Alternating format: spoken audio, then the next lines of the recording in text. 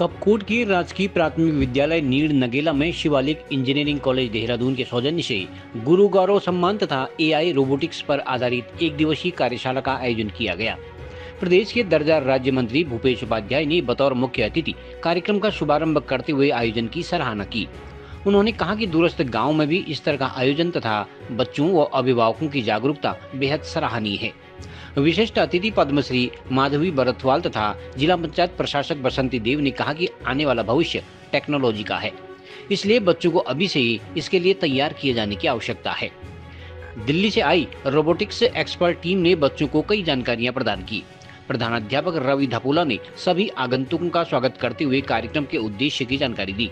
इस मौके पर खंड शिक्षा अधिकारी चक्षुष्पति अवस्थी, शिक्षक कमलेश पांडे, सीआरसी समन्वयक चंचल सिंह भीमा, हीरा सिंह आदि मौजूद थे।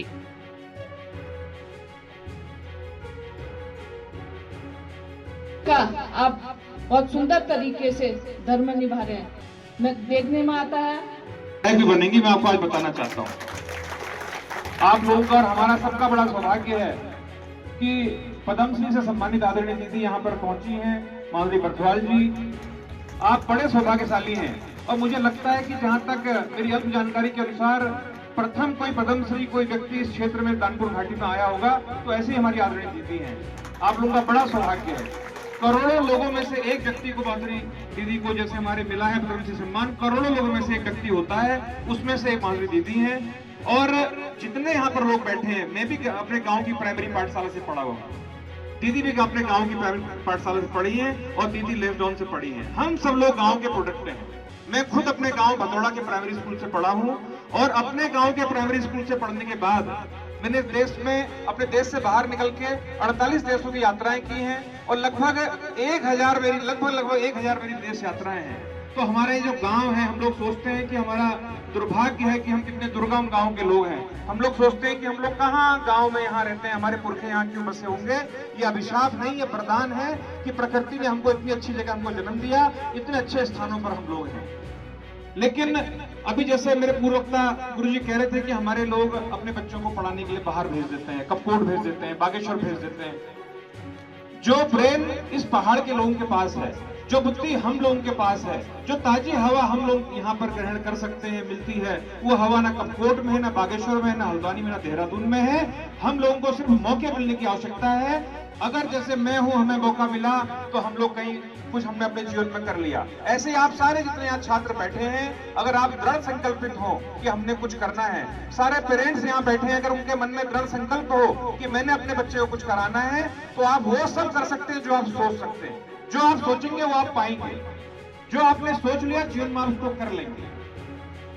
मैं अपने गांव के प्राइमरी स्कूल में पढ़ता था, तो तमाम तरह के लोग अपने अपने जीवन में सोचते थे। कोई सोचता था कि मैं फौज की तैयारी कर लूं, कोई मेरे लिए भी मेरे पेरेंट्स कहते थे तुम फौज में भर्ती होने चले जाओ, और मुझे कई बार फौज में भर्ती होने के लिए घर से भेजा भी गया।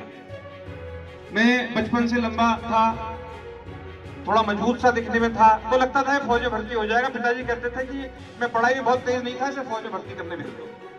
मैं रानीखेत जाता था, घर से 500 रुपए लेके जाता था, वहां दौड़ता नहीं था, दिन भर सोया रहता था, और मैं कहता था मैं भर्ती नहीं हो पाया, मैं घर में लौट जाता था। मुझे भर्ती करने को रामपुर भेजा गया, मैं वहां भी नहीं दौड़ा। क्यों? कि मेरे जीवन में लक्ष्य था कि मैंने कुछ बड़ा पाना है, मैंने बड़ा करना है, और मैं उसके लिए दृढ़ संकल्पित रहा, अपने जीवन में मेहनत करते रहा, लगा रहा। जैसे अभी कह रहे थे कि टेक्नोलॉजी का सदुपयोग होना चाहिए। आपके हाथ में जो टेक्नोलॉजी है, यही टेक्नोलॉजी आपके बच्चों का जीवन, आपके बच्चों का भविष्य, आपका भविष्य बना सकती है, और यही टेक्नोलॉजी आपके बच्चों को आपको फंसा सकती है, गर्त में डाल सकती है। सोशल मीडिया जब शुरू हुआ, पहले स्टार्टिंग में फेसबुक से पहले ऑर्कुट एक सोशल मीडिया साइट हुआ करती थी, पुराने लोग जानते होंगे। तो मैं ऑर्कुट के माध्यम से भी देश दुनिया तमाम लोग, मेरे जीवन में बहुत महत्वपूर्ण उपलब्धियां हैं, मेरे जीवन में तमाम संपर्क हैं जो मुझे ऑर्कुट से मिले, जो मुझे फेसबुक से, मुझे लिंक्डइन से मिले। मैं हमेशा सोशल मीडिया प्लेटफॉर्म का उपयोग भी अपने संपर्कों को बढ़ाने के लिए, पॉजिटिविटी के लिए, व्यापार के लिए, उन चीजों के लिए मैंने हमेशा उसको लगाया, व्यक्तिगत विकास के लिए लगाया। तो उससे कुछ सीखने का मौका मिला, सकारात्मक दिशा में हमें करने का मौका मिला। तो मैं आप यहाँ जितने बच्चे बैठे हैं, जितने आप यहाँ अभिभावक बैठे हैं, अगर सारे बच्चे अपने मन में ठान लें कि हम लोग कुछ अच्छा कर सकते हैं, हमें कुछ अच्छा करना चाहिए, हम कुछ अच्छा करके दिखाएं। दिखाएंगे तो निश्चित रूप से मैं आपको बता दूं, आप लोग कहीं पिछड़े हुए नहीं है। आप लोग के जो बौद्धिक क्षमता है, आपका जो डीएनए है, हमारा जो डीएनए है, वो बहुत शार्प डीएनए है। हम वो हर काम कर सकते हैं जो दुनिया का कोई व्यक्ति कर सकता है, वो हर काम आप कर सकते हैं। आपको अवगत कराते हुए अत्यंत हर्ष हो रहा है कि आज हमारे सूपी क्षेत्र के दूरस्थ विद्यालय राजकीय प्राथमिक विद्यालय नीर नगेला के प्रधानाचार्य श्री धपोला जी ने, रविंद्र धपोला जी ने एक बहुत अच्छी सकारात्मक पहल करी है और इसमें दिल्ली के एआई यानी आर्टिफिशियल इंटेलिजेंस के एक्सपर्ट्स की टीम यहाँ पर दूरस्थ विद्यालय में बुला कर के विद्यालय के बच्चों को और हाई स्कूल नीर नगेला के बच्चों को आर्टिफिशियल इंटेलिजेंस के तकनीकों के बारे में, रोबोटिक्स के बारे में और नवीन विधाओं के बारे में एक अवगत कराने के लिए एक लाइव प्लेटफॉर्म दिलाने का कार्य किया हुआ है। इस कार्यक्रम में मुख्य अतिथि के रूप में दर्जा राज्य मंत्री श्री भूपेश उपाध्याय जी भी उपस्थित थे, हमारे जिला पंचायत अध्यक्षा प्रशासक के रूप में उपस्थित थी और पद्मश्री डॉक्टर बर्थवाल मैडम भी यहाँ पर बच्चों को अपना आशीर्वाद देने आई और उन्होंने लोक संस्कृति के महत्व को बताया। एक बहुत ही समावेशी यहाँ पर प्रयास रहा हुआ है जिसमें लोक संस्कृति से लेकर के एआई तक के लाइव डेमोन्स्ट्रेशन करे गए और मुझे अत्यंत खुशी है कि हमारे विकासखंड कपकोट में सभी शिक्षक बहुत मेहनत से कार्य कर रहे हैं और हमारे सरकारी शिक्षा में बहुत गुणात्मक सुधार हो रहे हैं और आर्टिफिशियल इंटेलिजेंस जैसे विषयों पर भी बच्चे आज बेबाकी से बात कर रहे हैं और हमारे दिल्ली के रिसोर्स पर्सन की यहाँ पर व्यवस्था की गई थी।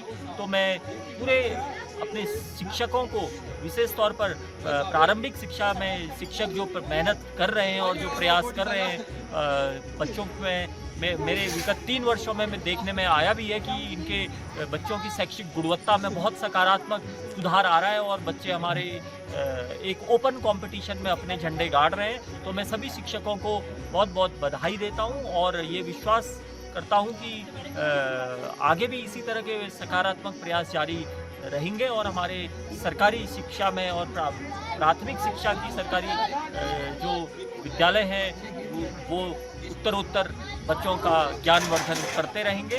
बहुत बहुत आभार आदरणीय रविंद्र धपोला जी का, हमारे सीआरसी भीमा जी का और हमारे सैनी जी का, जिन्होंने इस कार्यक्रम को बहुत सफल कार्यक्रम का रूप देने में अपना तन मन और धन यहाँ पर अर्पित किया है। बहुत सफल कार्यक्रम है। तो एक बार पुनः पूरे हितधारकों को मैं बहुत बहुत बधाई देता हूँ। राजकीय प्राथमिक विद्यालय नीर नगेला में प्रभारी प्रधानाध्यापक श्री रविंद्र धपोला जी द्वारा जो एआई रोबोटिक्स पर एक यहाँ पर कार्यशाला रखी गई है जिसमें दिल्ली से एक्सपर्ट आए हुए हैं और एक गुरु गौरव सम्मान देने की जो परंपरा पिछले वर्ष से इन्होंने यहाँ पर शिवालिक कॉलेज देहरादून की तरफ से यहाँ के टीचर्स को दी जा रही है, उसके लिए धपोला सर का हम साधुवाद देते हैं। और इस क्षेत्र में जो शिक्षा के जो हमारे ग्रामीण क्षेत्र के बच्चों को जो शिक्षा मिलनी चाहिए उस शिक्षा के लिए जो हमारे नवनियुक्त यहाँ पर अध्यापक जो आए हुए हैं और यहाँ का जो कार्यक्रम शिक्षा का